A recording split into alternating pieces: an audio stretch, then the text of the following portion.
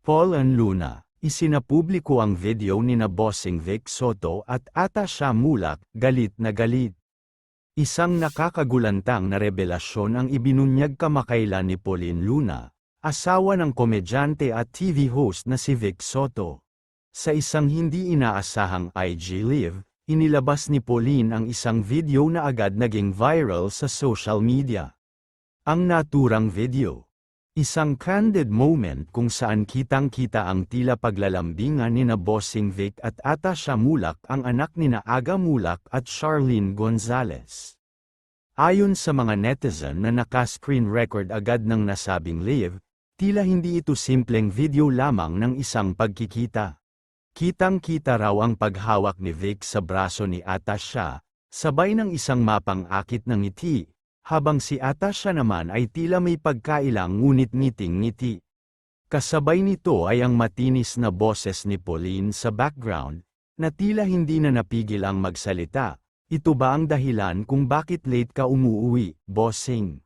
Ayon sa malapit kay Pauline, ilang linggo na raw itong tahimik na nagmamasid at nagsisimula ng magduda sa ilang kilos ni Vic. May mga pagkakataong hindi na raw nagpaparamdam si Bossing kahit tapos na ang taping, at may mga text messages pa raw siyang nahadyap mula sa isang M na ngayon ay iniuugnay ng marami kay Atasha Mulak. Hindi raw intensyon ni Pauline na ilabas ang video. Ngunit sa tindi ng emosyon at sobrang galit, hindi na niya napigilan ang sarili. Ang IG Live ay agad na binura matapos ang ilang minuto, ngunit gaya ng inaasahan, mabilis itong nasagap ng mga netizen at kumalat sa iba't ibang social media platforms.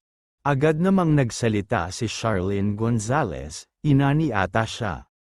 Sa isang matapang na pahayag sa Instagram stories, sinabi nito, "Hindi kailanman magpapagamit ang anak ko sa kahit anong tsismis.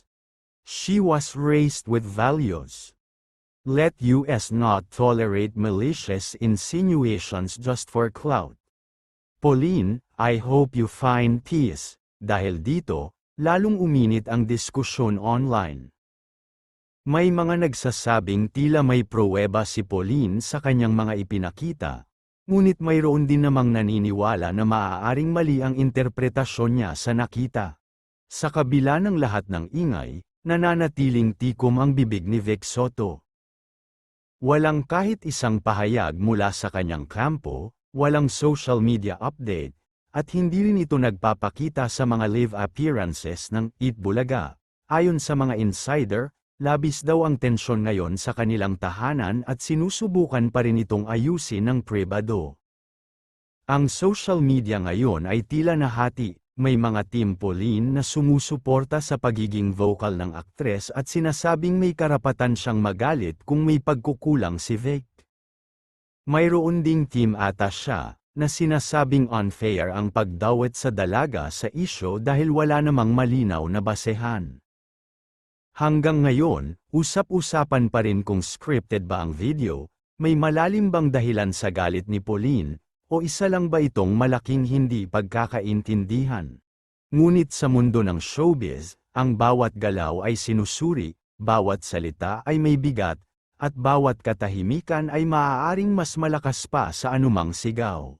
Abangan ang susunod na kabanata sa tila teleserye ng Ang Buhay ni Pauline, Vic, at Atasha. Totoo nga bang may something sa kanila? O baka naman, may mas malaking sikreto pang hindi pa nabubunyag?